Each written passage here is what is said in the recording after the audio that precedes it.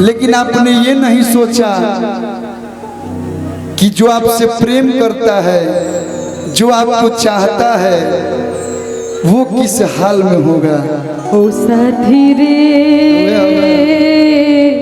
तेरे बिना भी क्या जीना, हो अखिया तोहरे ही रही आता के कोइलू कोई सन रोग धरा के ई मिलना वाला मन तड़पे छान छान, दिल हमार लागे कोई ना। मैंने भैया प्रेम, हेलो हेलो, अरे रुक भाई, मैंने प्रेम जो है, मैंने प्रेम किसी से बनाए वैसे इसको बनाए। पंकज बिहारी भैया, मैंने टूट के नहीं चाहा क्योंकि जिम्मेदारी थी। क्या करें, छोटे उम्र में मिल गया हमको, परिवार मिल गया हमको, अब परिवार का ट्रस्ट मिला। भैया ट्रस्ट बहुत कम लोग के मिलेला, आई भैयावन के इतना प्यार मिल गया, ये प्यार में हम बहुत छो गए। लेकिन हम गाना गाते हैं तो फील होता है कि प्यार भी कोई ऐसा चीज है। थोड़ा फील दीजिए। तड़पे छान छान, दिल हमारे लागे कहीं ना। अब तो हीरोइन तो नहीं है, हीरोइन आप ही है हमारी इस गाने के लिए। ओ साथी रे, ओ साथी रे, तेरे बिना भी क्या जीना, तेरे बिना भी क्या जीना। ओ साथी रे, तेरे बिना भी क्या जीना, तेरे बिना भी क्या जीना।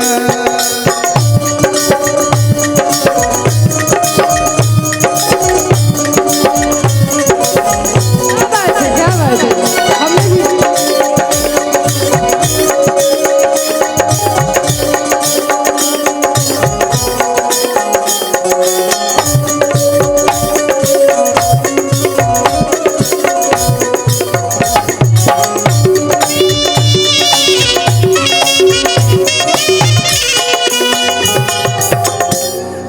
जब प्यार होला ना भैया तो दुनिया जमाना सब खराब लागे लगेला।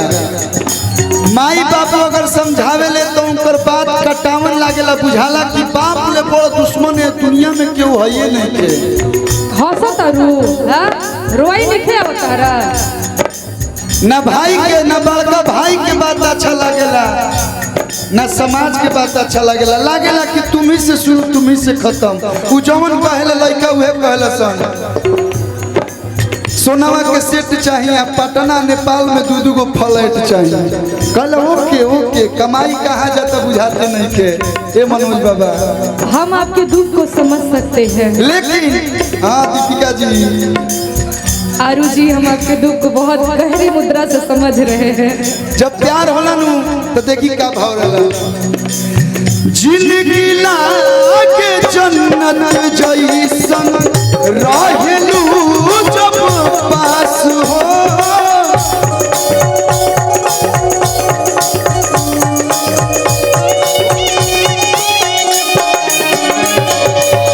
बतिये से जुड़ाला जियरा, भरल बा इतना मिठास हो।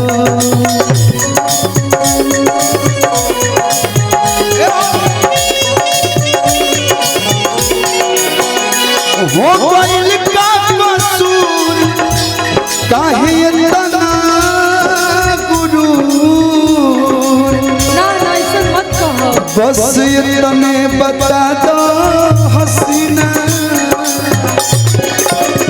ओ साथी रे,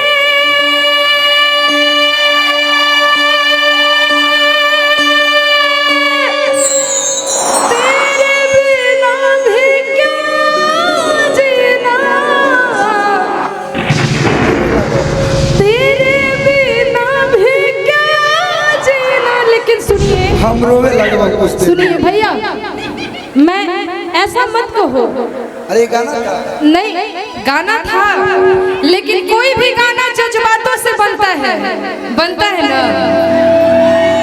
अगर यहाँ हट होता है ना कहीं आरू जी, तब जबान से वो शब्द निकलते हैं गाने के सुर में। तो मैं आपको एक बात बता रही हूँ, आप किसके लिए रोओगे, किसके लिए दिल दुखाओगे? अरे वो भी तो किसी न किसी को चाहती होगी।